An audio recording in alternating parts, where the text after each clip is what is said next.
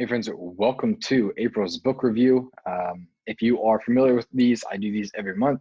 I choose 5 of the books that I've read this past month and review them for you guys. And if any of these sound interesting to you at all, I will leave them in the description below. Here are the 5 books that I will be reviewing this month. So let's go ahead and get started. So the first one, The Red Sea Rules by Robert Morgan.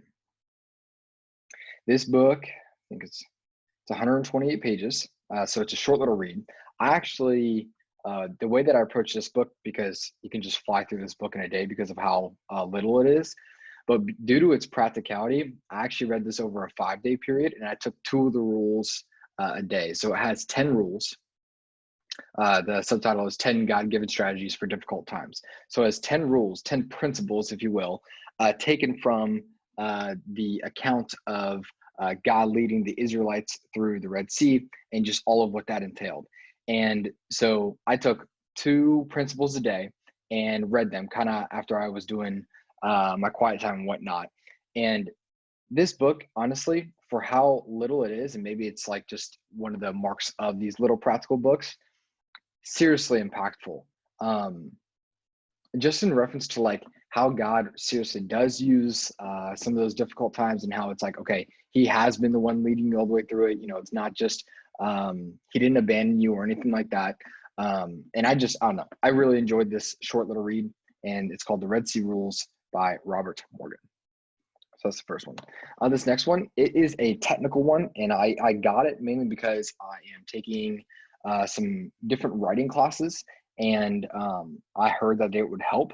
And so this is called The Elements of Style by William Strunk Jr. and Evie White. So this one, you can see from how thin it is that it's only about 80 something or 90 pages.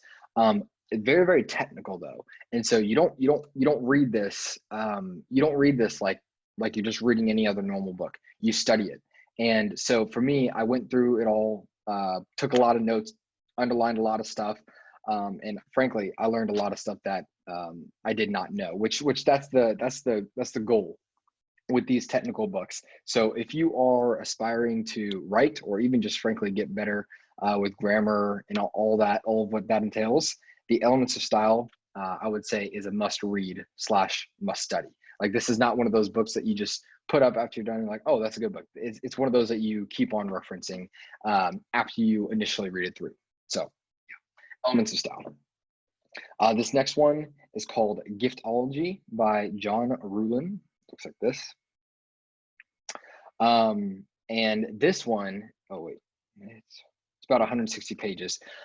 This one I really enjoyed because it comes from the perspective of using gifts to break through kind of all the noise from a marketing perspective. So it's like using gifts to get the attention of people that you're trying to go after.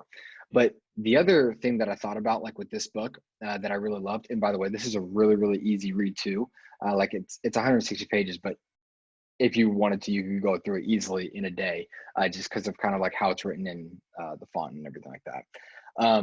But it also got me thinking, just for personal relationships, just to strengthen personal relationships, like there's these tactics for getting people's attention and showing how much you're caring and looking into their different interests. But then I started thinking about too, I was like, okay, well, what about doing this for people who are just in your life that you don't necessarily get a return on, but you can just kind of randomly gift as well? Because one of the principles in this book was randomly gifting very personal items. So you don't wait till it's like Christmas or New Year's or their birthday. You randomly gift it. And it's this idea of like surprise and delight. I recorded a video on this, I think 2 Mondays ago for one of the marketing episodes that we did. But I thoroughly enjoyed the principles that he laid out in this book. And if you run a business, or if you just like gifting people different things, it's called Giftology by John Ruhlin.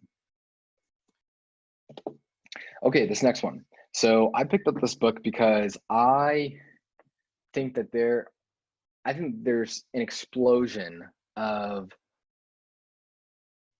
different investments going on right now, alternative investments that obviously are not typical. And a lot of the categories that this falls under is art. And so I wanted to learn about it, especially now that digital art is becoming a huge thing. And it's called Boom, Mad Money, Mega Dealers, and the Rise of Contemporary Art by Michael Shnayerson. This book is a 400-pager, and it goes through the history, okay? It goes through the history of how art and this form of investing and how there became, like, how there was so much money behind it. It goes through all the technical history of it and lays that out completely. And so for me, I wouldn't say it necessarily was crazy applicable, but it was insightful into the psychology of the art market, which, if you've heard me talk in any other videos before, that understanding the psychology of a market is just about as important as anything that you could possibly do if you're wanting to enter a market and make money. Entering the psychology of the market is very important. Knowing the rules of the market, knowing the kind of like the rules of the game, how the people operate within that market, how do art dealers operate, and now that we're going into like kind of a digital age with a lot of the art, how is that going to change things? How is that going to change dynamics?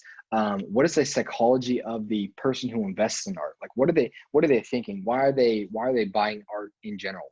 So for me, I took away a lot more psychological understanding and takeaway. So it's not going to be like an immediate return, but I will tell you, this book was practical for me, and it will be in the long run. In the immediate short term, not a whole lot. And again, it was a lot of history.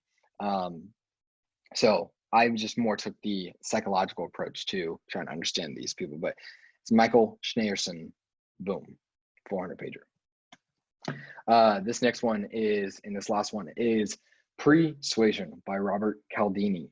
It's a revolutionary way to influence and persuade. So in this book, I'll show you the title real quick. So in this book, it's about 233 pages, if I remember correctly. And then there's like hundreds of pages of notes. But with this book, I'm not going to go into all of the technicalities of this book, because I've done that in some of my marketing episodes that I've recorded in the past. But I will say this.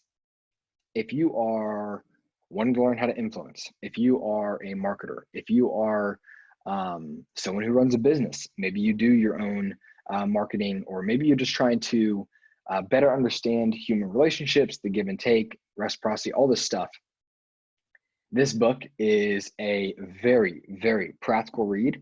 And I don't know if it's just my mind or if a lot of people agree with this, but one of the things I love when people who study psychology for a living, I love their different experiments that they've run or that they cite. These for me are just some of the most insightful things.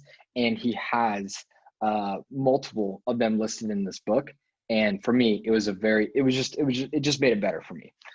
So if you are, again, doing your own marketing, just trying to learn better how to persuade people, influence people, understanding how we all have these different influenceable things about us that are subconscious, we don't even realize. If you want to learn what those things are in a practical way of moving those things, hopefully you're going to do it for good, not for bad, but a practical way of moving those different subtle innate qualities that we have about us that will move us.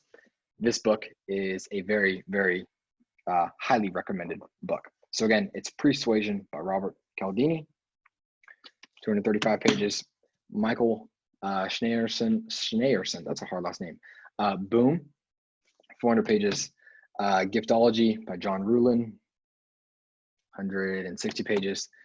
Elements of Style by William Strunk Jr. and E.B. White, about 88 pages. And then the Red Sea Rules, 10 God-Given Strategies for Difficult Times by Robert J. Morgan. All right, so that is April's book review. If you have read any of these before, I would love to hear your thoughts on what you took away from any of them. Again, any of these 5. If you have any suggestions, I'm definitely open to suggestions. I definitely like reading different books that people have that have impacted people tremendously. And yeah. So with that being said, I will see you guys on next month's book review.